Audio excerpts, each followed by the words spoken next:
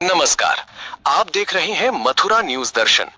मथुरा कांग्रेस के राष्ट्रीय सचिव तौकीर आलम शुक्रवार को मथुरा पहुंचे, जहां उन्होंने महानगर कांग्रेस पदाधिकारियों एवं जिला कांग्रेस कमेटी के पदाधिकारियों के साथ समीक्षा बैठक कर आगामी 2027 विधानसभा चुनाव पर चर्चा की। तौकीर आलम का मुख्य उद्देश्य मथुरा में कांग्रेस पार्टी के जमीनी स्तर के संगठन की समीक्षा करना और कार्यकर्ताओं में उत्साह का संचार करना है,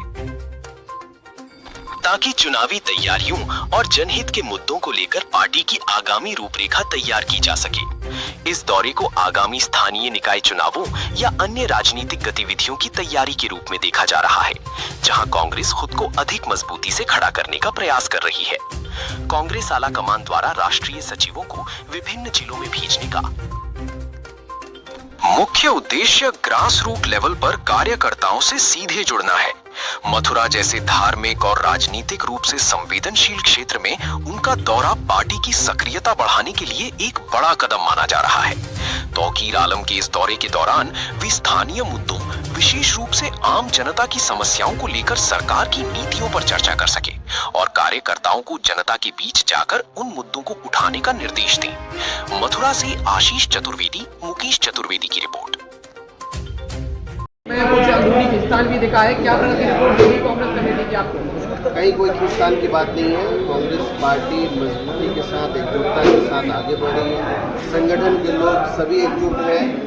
जब हमारी पार्टी की एक खूबसूरती है कि हमारे इंटरनल डेमोक्रेसी है, कुछ चीज़ों से हो सकता है किसी का मामला हो, लेकिन यहाँ तो कुछ वैसा दिखा नहीं। यहाँ पे ये है कि आज अभी महानगर कांग्रेस की समीक्षा बैठक थी। हमारे कुछ वार्डों के अध्यक्ष आए हुए थे, कुछ महानगर कमेटी के लोग आए हुए थे। उनसे अभी जानकारी ली कि वार्डों में क्या चल रहा है, आने वाले दिन में लोगों की क्या सोच है, किस तरह से हमें और मजबूत करना है, संगठन को आगे बढ़ाना है। शायर के माध्यम से बहुत सारे वोट कटने वाले थे, हमारे साथी ने लगातार उस पर काम किया, बेरेटू भी बना है। अब आने वाले दिन में जो रणनीति बनेगी ज़मीन पर उतारने की, आने वाले दिन में चुनाव को लेकर जो बनेगी, उसको लेकर हम लोग आगे बढ़ेंगे। और जिस तरह से ये सरकार जो झूठी सरकार है, जो लोगों को वर्गलाने काम करती है, लोगों में भेदभाव करके राजनीति करती है, ये सरकार ऐसी सरकार है जो किसान का हितैषी नहीं है, युवाओं का हितैषी नहीं है। लगातार छात्रों पे हमला कर रहे हैं, पेपर लीक के माध्यम से उनके हक हुकूक को छीनने का काम किया, उनके मान सम्मान से उत्पीड़न करने का काम किया। ऐसे सरकार के खिलाफ जो डबल इंजन की सरकार है, कांग्रेस पार्टी मजबूती के साथ अपनी आवाज़ को बुलंद कर रही है। आम जनता की आवाज़ बन रही है, छात्रों की आवाज़ बन रही है, युवाओं की आवाज़ बन रही है, किसानों की आवाज़ बन रही है। और सबको किस तरह से लूटने का काम किया, हम लोग इसको बेनकाब लगातार कर रहे हैं। और आने वाले दिन में आपको और दिखेगा किस तरह से ये किसानों के साथ जो धोखाधड़ी करने का काम किया। एलडीबी बैंक है, आगरा में आंदोलन चल रहा है, किस तरह से किसानों को लूटने का काम किया। ये सरकार सिर्फ अदानी या अंबानी के लिए अपने दरवाजे खोल रखे, उनके कर्जे माफ कर रहे हैं, उनके माध्यम से ये विधायकों को, एमपी को खरीद रहे हैं, विपक्ष को तोड़ रहे हैं। तो ये तोड़ करके ये सोचते हैं कि हम चाणक्य नीति अपना रहे हैं। चाणक्य नीति नहीं, ये चोर, ये डकैती है, ये चोरी है, डकैती है। ये कहीं न कहीं इस डेमोक्रेसी की हत्या, इसके खिलाफ कांग्रेस पार्टी संविधान अनुसार चलेगी, मजबूती से हर एक की आवाज़ को।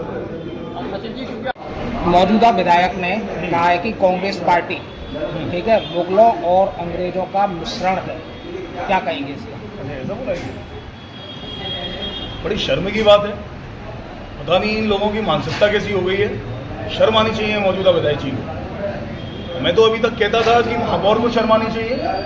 महापौर लगातार धार्मिक भावनाओं का आघात करने का काम मथुरा में कर रहे हैं, माँ यमुना जी के प्रति या और भी धार्मिक भावनाओं को आघात कर रहे हैं।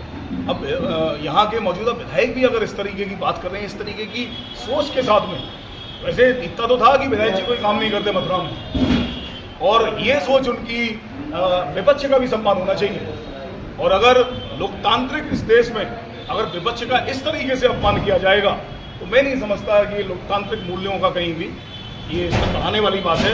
ये तो स्तरहीन राजनीति का परिचय मौजूदा विधायक जी ने दिया है।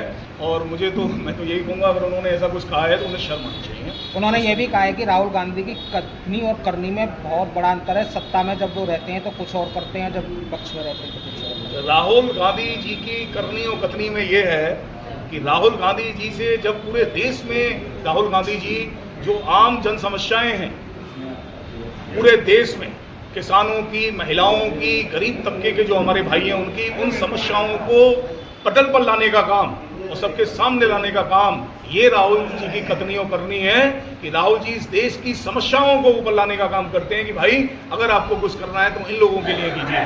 तो ये राहुल गांधी से सच्चा नेता और ईमानदार नेता इस पूरे देश में कोई नहीं है। अगर पूरे देश में सबसे बड़ा अगर कोई नेता है आम गरीब किसान महिलाओं का, वो केवल और केवल राहुल गांधी हैं, जिनको जरा भी ऐसा नहीं लगता कि गरीब के पास जाने में और किसान के पास जाने में और बेबस लोगों के पास जाने में।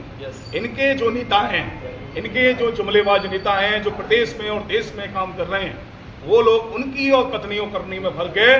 वो लोग भगवान राम के नाम पर ये चंदा चोर लोग ये क्या कहने लायक हैं? ये चंदा चोर हैं जो भगवान राम की आस्था को आधार बनाकर जो लोग सत्ता में काबिज हुए, उन लोगों ने आस्था पर चोट करते हुए वहां जब हमारी सम्मानित, बहुत ही सम्मानित सिंधी समाज जिसने 200 किलो चांदी दी और उनकी आस्था थी कि भगवान राम के मंदिर में उनकी वो आस्था का जो उन्होंने एक वो प्रदर्शित करते हुए 200 किलो चांदी दी लगाने के लिए, उसकी भी चोरी कर ली। ये लोग किसी से कुछ कहने लायक हैं? आप विधायक जी से ये पूछिएगा कि वो चंदा चोरी पे बोलिए कुछ, कि चंदा चोरी किन किन लोगों ने की। आप पूछिएगा कि धर्मेंद्र प्रधान नेट परीक्षा लीक होने पर जो सैकड़ों छात्र इस देश में जिन्होंने अपनी जान गंवा दी, वो धर्मेंद्र प्रधान इस्तीफा कब देंगे? तो ये मैं आपसे कहना चाहता हूँ, विधायक जी को भी मेरी बात सुन लें, अगर उनके कानों तक पहुँच पाए। हम लोग बिल्कुल ये ऐसा नहीं उनकी तरह कि हम लोग पक्ष का और विपक्ष का सम्मान नहीं करते हैं। मैं विधायक जी का पर्सनल रूप से बहुत सम्मान करता हूँ, लेकिन जो अगर इन शब्दों का प्रयोग कोई करता है तो राजनीतिक शिष्टाचार में इन शब्दों की कोई स्थान और मर्यादा नहीं है।